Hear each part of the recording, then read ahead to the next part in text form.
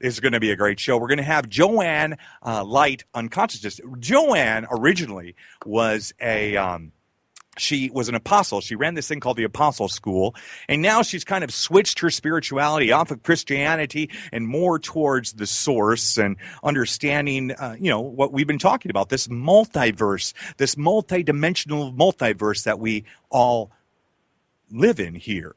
And then the next week is going to be great. We're going to have Minister Kenneth and Trey just said I'm there. Awesome, Trey. I am so excited. That's going to be a rocking show for me and you, brother. It's going to be awesome. He's the general manager here at KBeach. It's going to be a rocking show. So tune in next week for sure. Trey just said I'm there. But anyways, the following show on October, not 9th, but on October 16th, we will have Minister Kenneth Emmanuel of Sound Doctrine Ministries. Minister Kenneth Emmanuel and I have been friends for a very long time, probably just as long as Alfred and I have been friends. And Minister Kenneth Emmanuel actually he switched from Sound Doctrine Christian Ministries to now Sound Doctrine Spiritual Ministries. So we're seeing a lot of this change in direction in regards to Christianity and spiritualism, and that's a main focus of 32 Degrees of Insanity. I myself am a follower of Jesus Christ, and that is something that I'm a follower of. I'm not saying that you need to be or anything to that nature, but that's what I believe in. That's the multiverse I believe in. And I believe in these light beings. They're called the Patal race.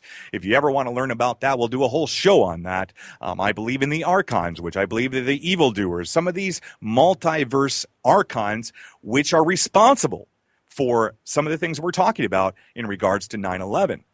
So with that being said, in the last hour, Alfred brought up something about Israel being the state of Israel actually being mentioned in this tribunal. And I was just looking here on Press TV. We see Israel celebrates successful 9/11 operation on Purim holiday. For more, and I'm just going to read this real quick here. And if you want to come and follow me on Facebook, it's real easy. I'm going to put this up on my Facebook. All you have to do is go to the kbeach.org, look under Talk Show, and go to 32 Degrees of Insanity, and then my About page will show up. And you can see where it says follow Donny Gillson on Facebook because we have too many friends, so now you have to follow us. But I will post this up there, and it says, for more than 11 years, Israel has been widely celebrating the success of its 9/11 operation against the United States of America. The latest example, Israeli children recently dressed up as the burning Twin Towers, complete with impaled, exploded airplanes to celebrate the bizarre Jewish holiday known as, I think it's pronounced Purim, and I'm sorry if I tortured that, but Purim exalts and commemorates an ancient operation very much like 9/11. It glorifies the deception of Esther, who concealed her Jewish identity to seduce the king of Persia, then slyly tricked him into slaughtering 75,000 people deemed enemies of the Jews. In other words, Purim celebrates Jews lying, secretly penetrating the highest levels of government, and manipulating the leaders of the empire into a mass murdering perceived enemies of the Jewish people. That is exactly what the neoconservative Likud extremists Wolfowitz, Pearl, Libby, and the rest did on September 11th, 2001. Now, I'm not an anti-Semite by any means, guys. I actually grew up in St. Paul, Minnesota, with a predominantly Jewish neighborhood. We were the only Christians on our block. It was kind of funny. My grandpa felt he was Clark Griswold during Christmas, but I lived right next door to a Holocaust survivor. And he had the tattoo. He was a young boy in Auschwitz prison. And so I'm far from an anti-Semite. However, the government of Israel, including Netanyahu, I believe, are these evildoers. I mean, there was a point where Netanyahu and Barack Obama were sitting down, and I don't know if you've seen this press conference, but they were talking back and forth about how Iran calls the United States the Great Satan and Israel the Little Satan. So with that being said, I want to bring Alfred Webre back to the show to talk a little bit more about this tribunal that he's involved in and Israel, and the people that are mentioned in this tribunal. Alfred, welcome back to the show. Oh, also, I need to mention, I forgot. Ben, you there? Yeah, I'm here. Are you on your phone, Ben? Yeah, I'm on my phone at the moment. Oh, okay. It's good to see you. It's good to Sorry, see you on the show tonight, Ben. Ben he got a new job, guys. Ben is my co-host. He's all the way out in Iowa. He has been with me now a little over a year, and so it's good to have Ben on the show. Ben, if you just wanted to, I just wanted to introduce you real quick before I get back Alfred on. Alfred, welcome back to the show. Thank you. Okay, so we had just finished, and this is really a status report to the people about the status of the 9/11 War Crimes Tribunal. It's the first time that this has happened because the videos of our tribunal mysteriously did not get onto the web. The theater in Vancouver, BC, in which it was held, was actually torn down, and it's like this thing kind of disappeared. And we're really the only war crimes tribunal that has gone forward around 9/11. Well, let me just interject on that, because I remember when that all went down, Alfred. We did that big article on Before It's News. It was in June of 2012, right? Correct. Yeah. I totally remember that, and I remember us getting attacked on Truth Frequency. We were, people were like, the trolls were coming out like crazy during that. They were crazy, and that's when we knew right then and there that we are on to something. So, anyways, I'm sorry I had to interject on that one. No, it's good. It's a very historic moment, and groups even flew up. Some 9/11 groups flew up to Vancouver to convince the Vancouver 9/11 group to sabotage the 9/11 tribunal. I mean, it was crazy. So, but we got through it. Now, so you've heard the two affidavits so far.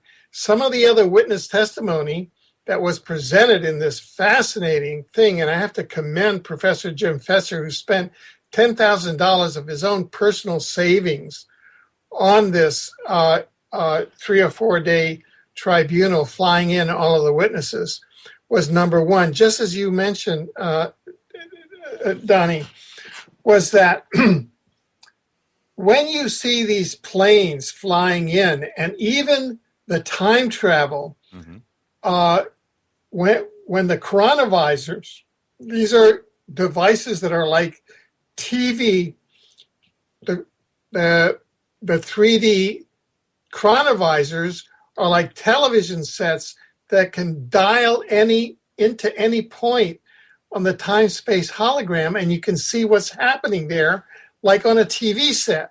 So they dialed into the 9/11 event at the World Trade Center in 1971.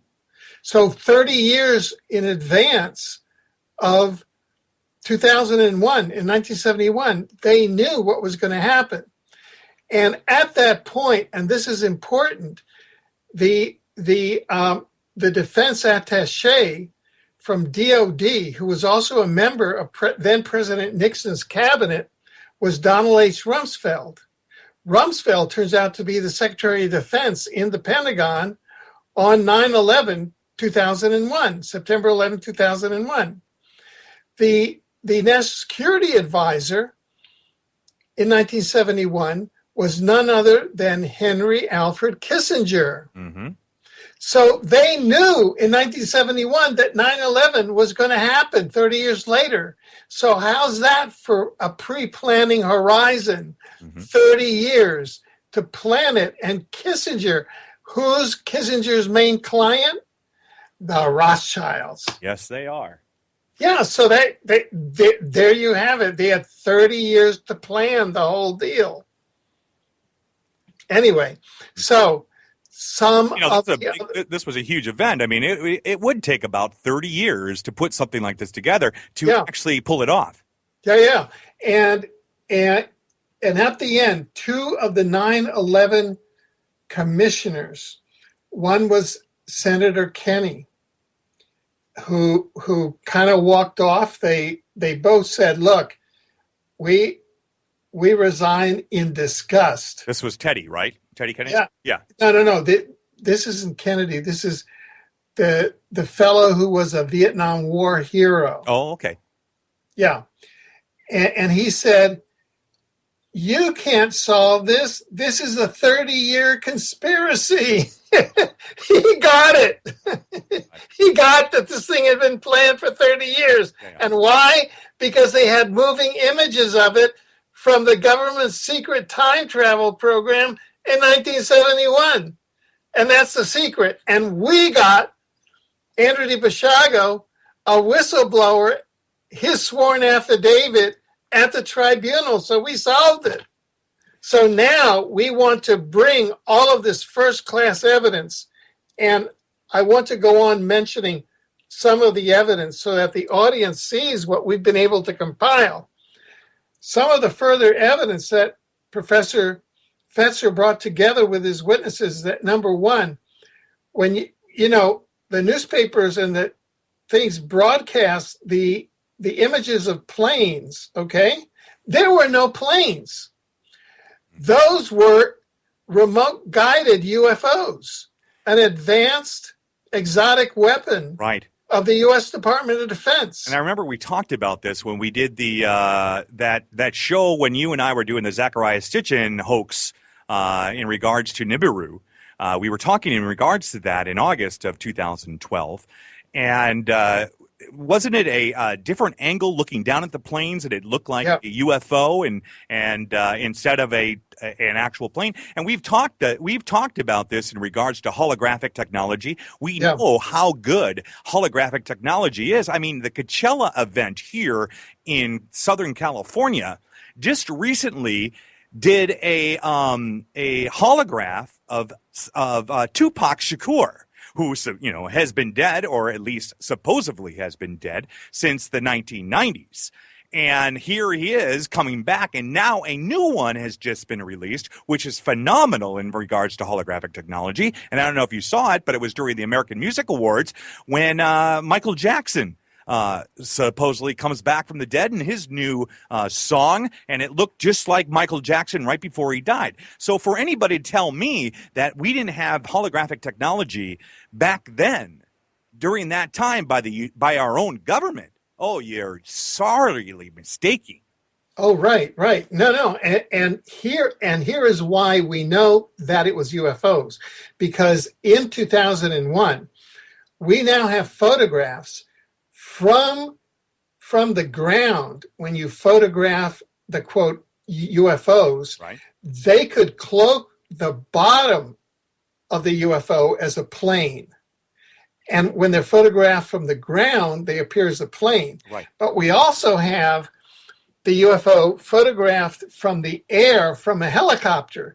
And back then, in 2001, they did not have the technology to cloak the entire UFO holographically, just the bottom.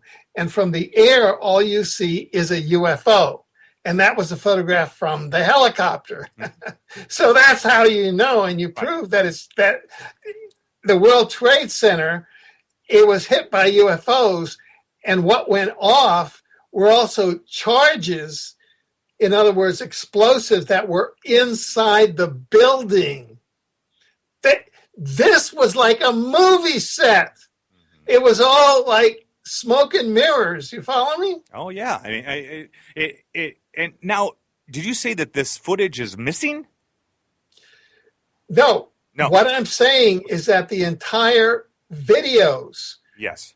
Because I swore in all of the witnesses, and they gave testimony, and all of that was videotaped.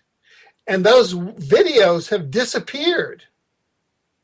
Wow. And what happened is that there was a group, which is called Architects and Engineers Against the War, that came up to Vancouver to meet, and they met secretly with the Vancouver 9/11 group to persuade them to sabotage our tribunal. You know, this is like internecine warfare. And somehow all of our videos disappeared. So what I'm saying now is a sitting judge and my co-judge, Judge Connie Fogel, is out of the country. She's down in Mexico.